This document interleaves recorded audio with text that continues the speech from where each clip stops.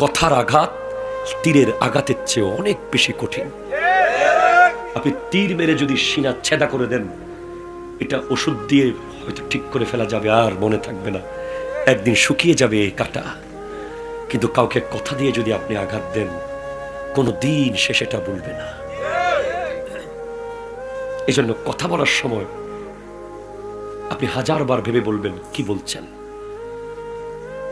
একটা কথা রিপিট দিতে সবাই পারে, কথার পরে কথা বলতে যে কেউ পারবে, যার মুখ আছে সে পারবে, কিন্তু ব্যক্তিত্ববান এবং জ্ঞানী ব্যক্তিরা রিপিট যেখানে সেখানে দেয় না। কারণ কথার জাকাত হচ্ছে, জ্ঞানের জাকাত হচ্ছে মূর্খের কথা সহ্য করা। কথা বলেন ঠিক কিনা? জ্ঞানের জাকাত কি? মূর্খের কথা সহ্য করা হচ্ছে জ্ঞানের জাকাত। ইমাম আবু হানিফা রাহমাতুল্লাহ আলাইহি বলছেন, পৃথিবীর সব মানুষকে আমি হারাতে পারবো ডিবেট করে, কিন্তু কোনো মূর্খ যদি আমার সাথে প্রতিযোগিতায় লিপ্ত হয়, আমি তাকে হারাতে পারবো না, আমি হেরে যাব।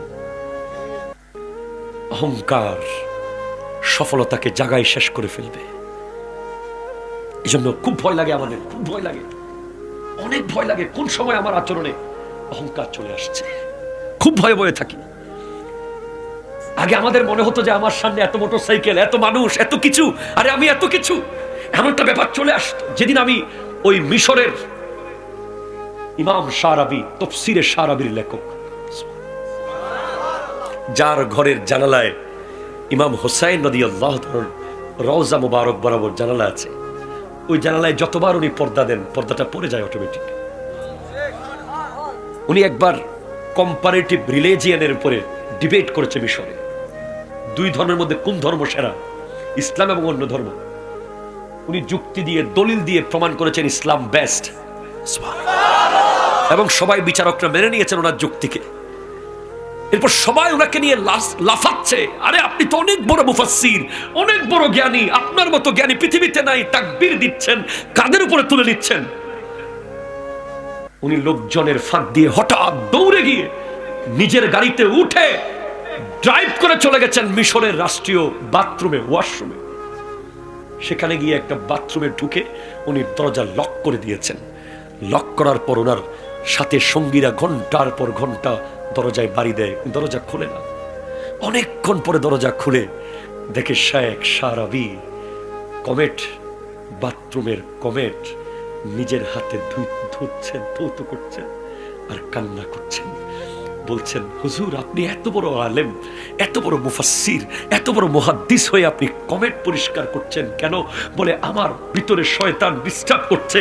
তোমরা যখন আমাকে নিয়ে উপরে তুলে, মাথার উপরে তুলে যখন দুনিয়াতে আমাকে নিয়ে স্লোগান দিচ্ছিলে, তখন শয়তান আমাকে বলছিল, শারাবি তুই অনেক বড় কিছু হয়ে গেছিস, তুমি অনেক বড় কিছু হয়ে গেছো। আমি শয়তানকে বুঝাচ্ছি, না আমি কিচ্ছু হই নাই, আমি বাথরুমের কমেট পরিষ্কার করার যোগ্যতা রাখি, এর বেশি কোনো যোগ্যতা আমি রাখি না। এটা বলে বলে আমি আমার অহংকারকে মেরে ফেলেছি, আমি আমার শয়তানকে মেরে ফেলেছি।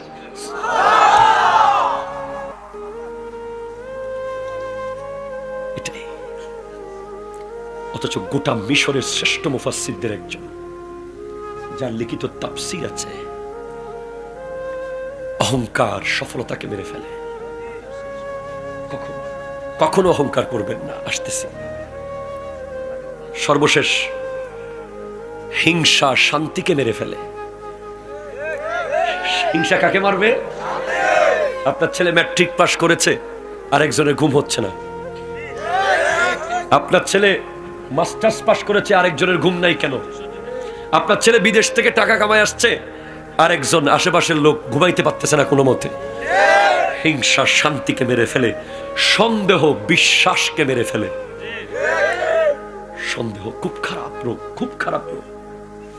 বিবিকে, ভাইকে, অনেক পরিবারে প্রবাসী যারা থাকে, হাই হাই হাই, প্রবাসীদেরকে নিয়ে কিরকম সন্দেহ যে পরিবার করে। মনে করে সে শ্বশুর বাড়িতে টাকা দিয়ে দিচ্ছে,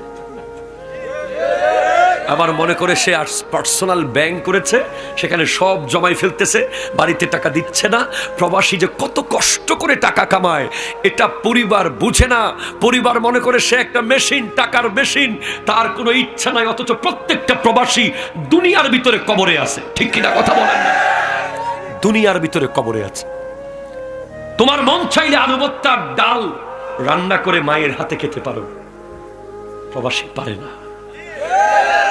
প্রবাসী না খেয়ে বলে ফোনে খেয়েছি, প্রবাসী না ঘুমিয়ে বলে ঘুমিয়েছি, প্রবাসীর মনের জ্বালা আর কষ্ট নিয়ে বলে ভালো আছি, প্রবাসী ওষুধ খেতে পায় না বলে খেয়েছি, প্রবাসী টাকার অভাবে ডাক্তার দেখাতে পারে না বলে ডাক্তার দেখিয়েছি। আমাদের প্রবাসী ভাইদের প্রতি যথেষ্ট সন্দেহ করে অনেক বাবা মারা, দরকার নাই সন্দেহ করার। সে কষ্ট করে কামাচ্ছে, সে 2 টাকা রাখলে রাখতেও পারে, সেটা তাকে আপনি সুযোগ দিন, আর তাকে বোঝার চেষ্টা করুন, তাকে জিজ্ঞেস করুন, তাকে ইমোশনাল ব্ল্যাকমেল করবেন না। সে এমনিতেই কোনো মায়া মোহাব্বত ভালোবাসা পায় না সেখানে। আরেক দেশ, সেটা যতই দামি দেশ হোক, এটা আমার না। এই বরুড়ার জমিন আমার, ঠিক কিনা কথা বলেন? এই উঠান আমার, এই পুকুর আমার, এই নদী আমার, এই রাস্তা আমার। ওখানকার হলিউড, ওই US, America, London, Canada, Japan, Germany যতই হাইফাই হোক, আমার না, আমার না, আমার না, এটা আমার, এটা আমার, এটা কোভিড-19 সময় দেখা গেছে নিজের গ্রামের বাড়ির মূল্য কি। কষ্ট হয়েছে বেশি আপনাদের? 10টা নসিহত বলেছি।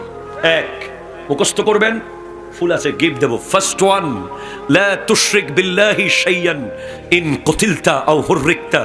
কখনো আল্লাহর সাথে শিরিক করা যাবে না। কি করা যাবে না? কেউ জবে করে দেখ, কেউ আগুনে পুড়ে ফেলুক, এক আল্লাহকে আর কাউকে খোদা মনে করা যাবে।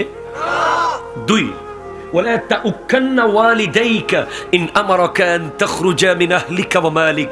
বাবা মায়ের বিরুদ্ধে যাওয়া যাবে না।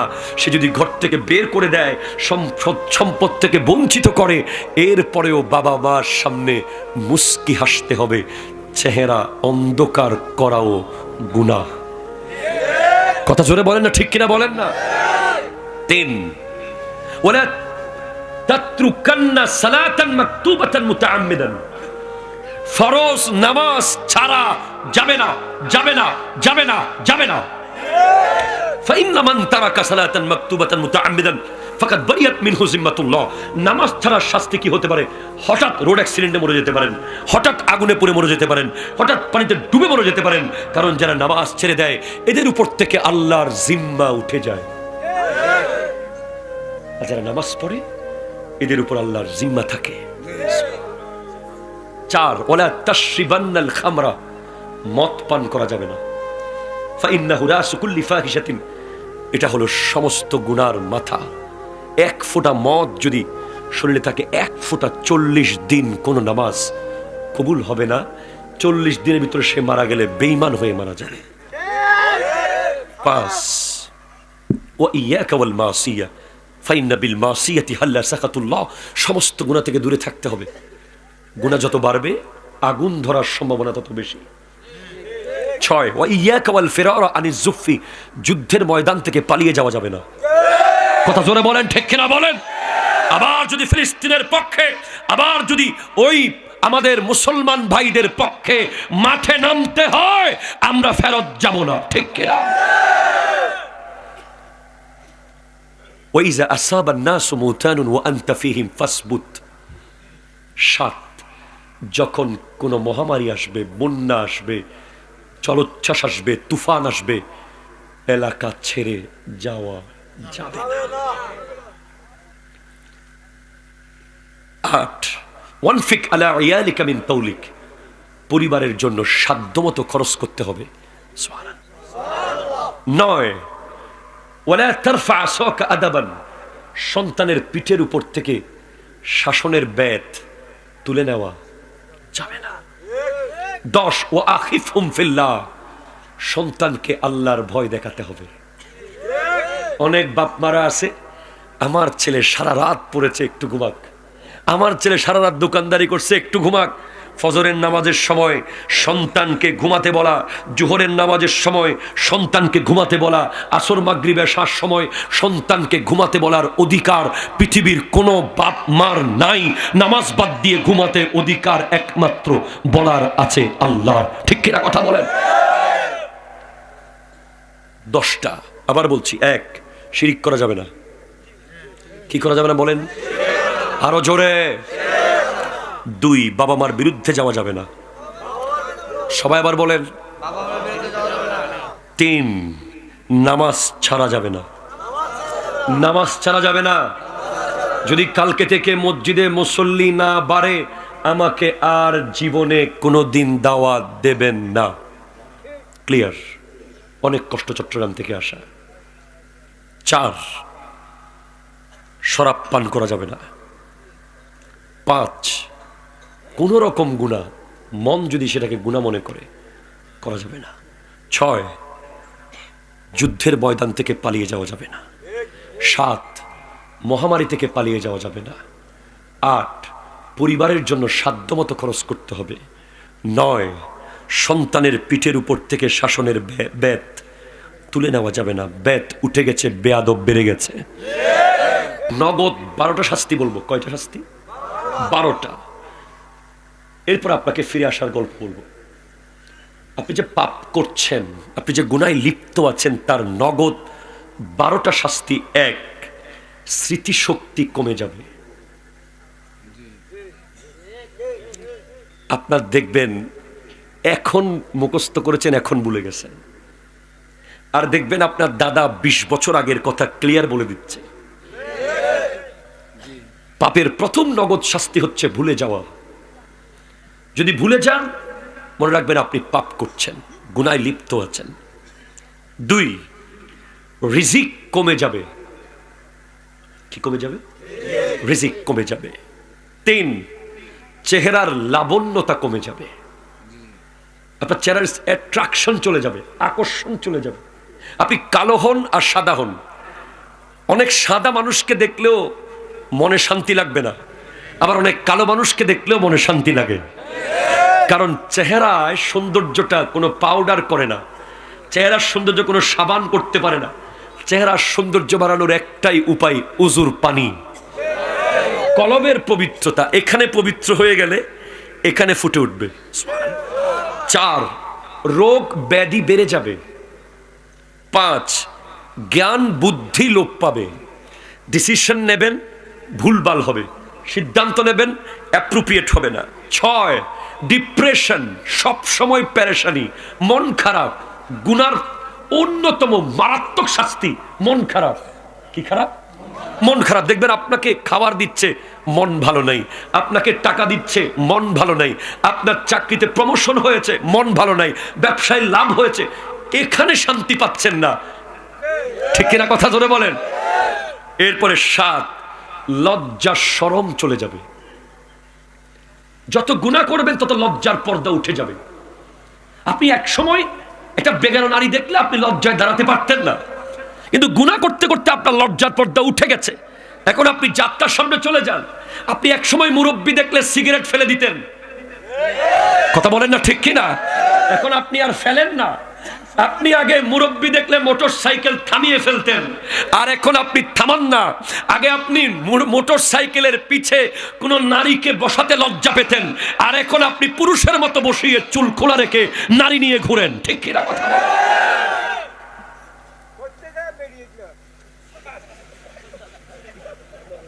আগে আপনি আপনার বউকে, আপনার ভাইকে দেখাতে লজ্জা পেতেন, এখন আপনি আপনার বিবিকে ফেসবুকে দিয়ে দেন। কথা বলেন না ঠিক কিনা বলেন না? আমি একেবারে অ্যাপ্রোপ্রিয়েট জায়গায় যেতে চাচ্ছি। আপনি নিজেকে স্মার্ট প্রমাণ করতে গিয়ে বিবিকে দুনিয়ার সামনে প্রকাশ করে দিয়েছেন। আপনি ফেসবুকে আপনার বিবির ছবি দিয়ে কি বুঝিয়েছেন? আপনি বুঝিয়ে দিয়েছেন আপনি পৃথিবীর বিখ্যাত নির্লজ্জ। কথা জোরে বলেন ঠিক কিনা? কারণ পৃথিবীর লজ্জাশীল মানুষরা কোনোদিন বিবিকে দুনিয়ার সামনে প্রকাশ হতে দেয় নাই, দেয় নাই, দেয় নাই, দেয় নাই। আপনি আমাকে দাওয়াত দিয়েন না আগামীবার। আমার কথা খুব ক্লিয়ার। আপনার বিবির ছবি যখন ফেসবুকে গেছে, তখনই আপনার ভবিষ্যৎ প্রজন্মকে গলা টিপে মেরে ফেলেছেন আপনি। একটা কদু গাছ, একটা লাউ গাছ, একটা পরুল গাছ, একটা করলা গাছ, চিকন একটা সুতার মতো একটা গাছ, সেই দিকে যদি দুইবার বদনজরে তাকায়, তৃতীয়বারে সেটা মরে পড়ে যায়। আর আপনার বিবির পেট যখন দুনিয়ার বেগানারা দেখে, সেখান থেকে কোত্থেকে আব্দুল কাদের জিলানী আসবে? সেখান থেকে মসজিদের খতিব কিভাবে আসবে? আপনি আমার ওয়াজে শুনেছেন কিনা আমি জানি না, এখানে মা বোনেরা আছে এলাকায়, তারা শুনতেছে। একটা এলাকায় কয় মিনিট থাকলে ওই এলাকার নারীদের খবর জানা যাবে? বর্তমানে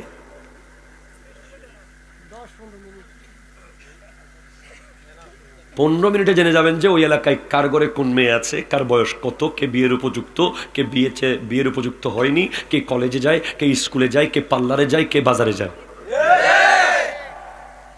অথচ একটা মানুষের নাম আমি আপনাদেরকে বলবো, যিনি 12 বছর একটা ঘরের আন্ডারে ছিলেন, জানতে পারেন নাই ওই ঘরে মেয়ে আছে। তার নাম হলো আবু সালে মুসা জঙ্গি দোস্ত, যিনি হলেন আব্দুল কাদের জিলানী রহমতুল্লাহ আলাইহির বাবা। উনি 12 বছর কাজ করেছেন একটা ঘরে। ওই ঘরে যে কোনো মেয়ে আছে উনি জানতে পারেন নাই, চেষ্টাও করেন নাই। এখন ওই ঘরের মেয়েটাকে তার বাপ কিভাবে বড় করেছে? 12 বছরে মানুষ জানে নাই যে ওখানে মেয়ে আছে। 12 বছর পর যখন বলছে আমার একটা ল্যাংরা লুলা কানা বুবা কোরা আদা মেয়ে আছে, বিয়ে করবে? বলে হ্যাঁ, এই যে আপেল আপনার খেয়েছি, ওটার ক্ষমা যদি না করেন তাহলে এটাও বিয়ে করব, তারপরেও মাপটা যেন করে দেন, হাসরের মাঠে আপেল ফেরত দিতে পারবো না। বাসর ঘরে ঢুকে দেখে বিয়ে হয়ে গেছে, সুন্দর আকাশের চাঁদের মতো একটা নারী বসা। ইউটার্ন নিয়ে বলে না, এটা তো আমার বিবি না। বলে না রে জামাই, এটা তোমারই বিবি। তা আপনি যে বললেন সে অন্ধ, হ্যাঁ সে অন্ধ, সে কোনো বেগানাকে দেখে নাই। আপনি যে বললেন সে ল্যাংরা, হ্যাঁ সে ল্যাংরা, সে পায়ে কোনোদিন বেগানার দিকে হেঁটে যায় নাই। সে বধির, হ্যাঁ সে বধির, সে কোনো বেগানার আওয়াজ কোনোদিন কানে শুনে নাই। সেই পেট থেকে যিনি বের হয়েছেন তিনি হলেন গোটা বিশ্বের ওলিকুলের সম্রাট শেখ সুলতান সৈয়দ আব্দুল কাদের জিলানী রহমতুল্লাহ আলাইহি। আমি আপনাকে বলে শেষ করতে পারবো না। হায়া, লজ্জা, লজ্জা যার চলে গেছে, ঈমানও চলে গেছে। লজ্জা অনেক দামি জিনিস ভাই, অনেক দামি জিনিস।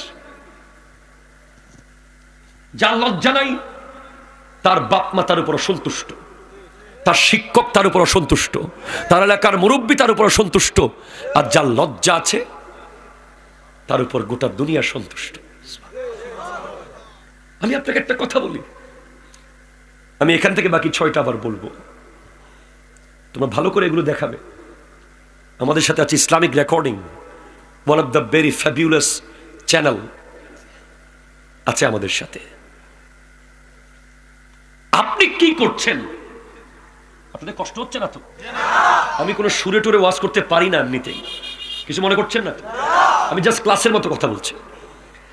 আপনি কি করছেন, আপনারা কি করছেন? প্রত্যেকটা ব্যক্তির কার্যক্রম এলাকার সমস্ত চোখগুলো নিয়মিত ভিডিও করছে। কালকে আপনি মসজিদের সভাপতি হয়ে যেতে পারেন, পরশু আপনি এলাকার চেয়ারম্যান হয়ে যেতে পারেন।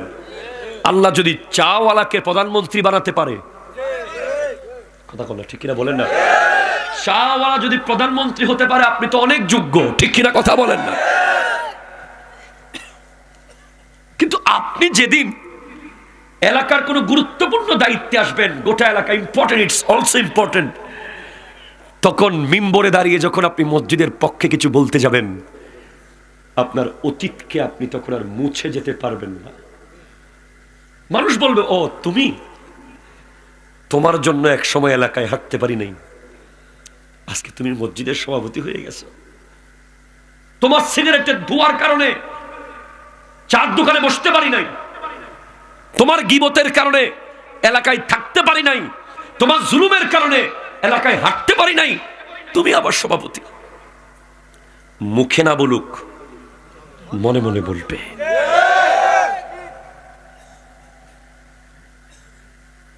ওখানে না বলুক, জানাজা লাশের সামনে বলবে। মুখ আপনি বন্ধ করতে পারবেন না, ব্রেইন আপনি বন্ধ করতে পারবেন না। হয়তো লাশের সামনে লজ্জায় বলবে না, আরে ছেলেটা চলছিল ইহুদিদের মতো, ছেলেটা চলাফেরা ছিল খ্রিস্টানদের মতো, সারাক্ষণ বেগানার সাথে কথা বলতো, মসজিদে জীবনে দেখি নাই। জুমার নামাজে আসলে মনে হয় জেলখানায় আসছে, 2 রাকাত সালাম ফিরলে এমন দৌড় মারে মনে হয় জেল থেকে ছাড়া পাইছে। এই প্রত্যেকটা কথা কিন্তু জানাজা লাশের সামনে মানুষের ব্রেইনে ঘুরতে থাকবে। আরেকটা ছেলে আছে এখানে এই এলাকায়, যে মাথায় টুপি দেয়, সুন্নতি দাড়ি রেখেছে, রসুল পাকের সুন্নতের চুল রেখেছে, সারাক্ষণ ইসলাম ইসলাম করে, নবী নবী করে, মাহফিল মাহফিল করে। তার তেমন কোনো স্মার্ট বন্ধু বান্ধব নাই, সে কোনো হাইফাই পরিবারের ছেলে না। সবাই তারে কয় বেশি হুজুরগিরি দেখায়, বেশি হুজুরগিরি দেখায়। আর সে যখন মারা যাবে, মসজিদটা আজকে থেকে খালি হয়ে যাবে। ছেলেটা সবসময় আমাদেরকে মসজিদে ডাকতো, বুঝি নাই তার কথা কোনোদিন। হ্যাঁ, সেটাই সেটাই হবে। আমার নবী 40 বছর বয়স হলেই ওনার উপর কোরআন আসবে। উনি নবী নবী নবী, উনি দুনিয়াতে আসার আগেও নবী, উনি রূহ জগতেও নবী, এটা উনি জানেন। এরপরেও উনি শিশুকালে, যৌবনকালে, কৈশোরে 39 বছর পর্যন্ত এমন ভাবে জীবন যাপন করেছেন, পৃথিবীর কোন মনীষী, কোন কেউ 1 লাইন 30 সেকেন্ডের জন্য ভুল আমার নবীর জীবনে ধরতে পারে নাই। আমার নবী প্রমাণ করেছেন, আল্লাহ তুমি নবুয়ত প্রকাশ করার আগেই আমি শিশুকালে প্রমাণ করেছি আমি নবী, যৌবনকালে প্রমাণ করেছি আমি নবী, কৈশোরে প্রমাণ করেছি আমি নবী। কেন এত কষ্ট করতে হয়েছে? কারণ কেউ যদি বলে তুমি শিশুকালে তো এরকম মাঠে খেলতে, তুমি কিভাবে নবী? তুমি তো যৌবনকালে বন্ধু বান্ধব নিয়ে খেলতে গিয়েছিলে, তুমি কিভাবে নবী? এই প্রশ্ন যেন কেউ কোনোদিন আনতে না পারে।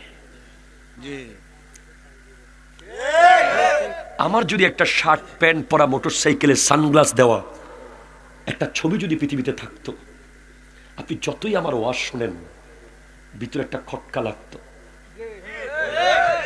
অন্তর থেকে আপনি যে শ্রদ্ধা এবং মায়া মমতা এটা আনতে পারতেন না। এটা আমার বাবা আমাকে বলেছে। আমার বাবা আমাকে ছোটবেলা থেকে একটা কথাই বলেছে, তুমি এমন ভাবে চলবে আজ থেকে 100 বছর পরেও যেন কেউ তোমাকে বলতে না পারে তুই তো এমন ছিলি।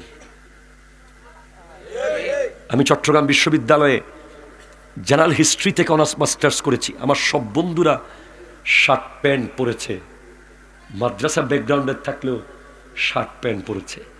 আলহামদুলিল্লাহ, আমি নিজের দিলের সাথে যুদ্ধ করেছি। আমি একদিনের জন্য শার্ট প্যান্ট পরি নাই বিশ্ববিদ্যালয়ে,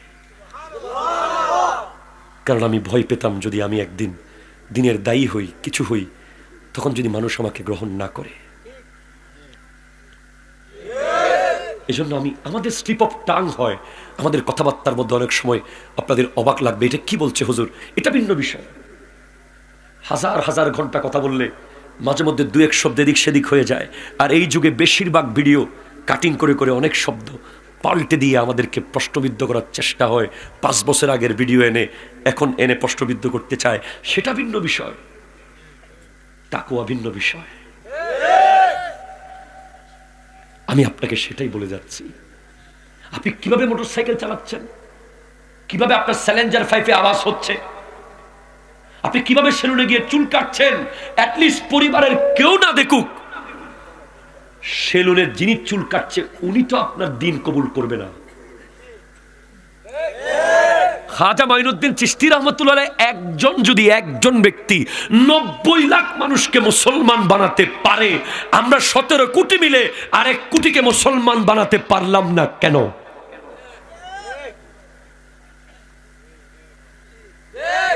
কথা বলেন না রে ভাই, কেমনে পারবো? আপনি আপনার ভাইকে জাগার জন্য বাড়ি থেকে বের করে দিয়েছেন, কি আসলে করে দিয়েছেন নাকি? দরুদ শরীফ, আল্লাহুম্মা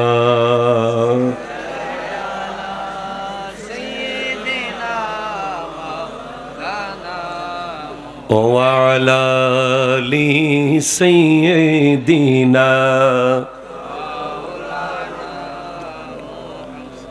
সুবহানাল্লাহ ওয়াল হামদুলিল্লাহ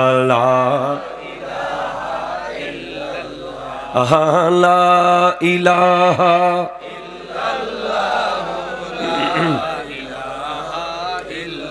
সোনার মদিনা আমার প্রাণের মদিনা, সোনার মদিনা আমার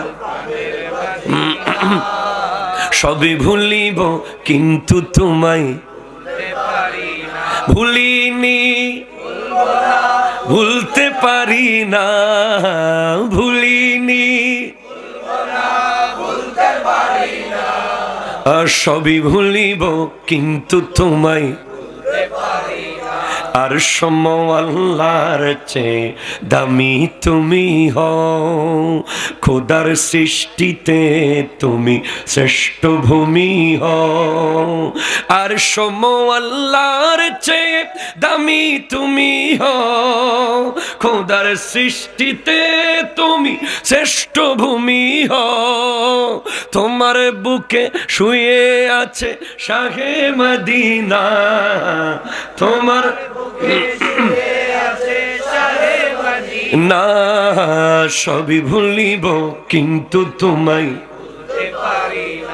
তোমার বুকে আমার নবীর কদম পড়েছে, তোমার বুকে জিবরিল আমিন সদা এসেছে, তোমার বুকে আমার নবীর কদম পড়েছে, তোমার বুকে জিবরিল আমিন সদা এসেছে, অদম বলে কেমন করে যাব মদিনা, অদম বলে কেমন করে যাব মদিনা, সবই ভুলিব কিন্তু তোমায় ভুলতে পারি না। চিৎকার দিয়ে বলেন না সুবহানাল্লাহ, জোরে বলেন।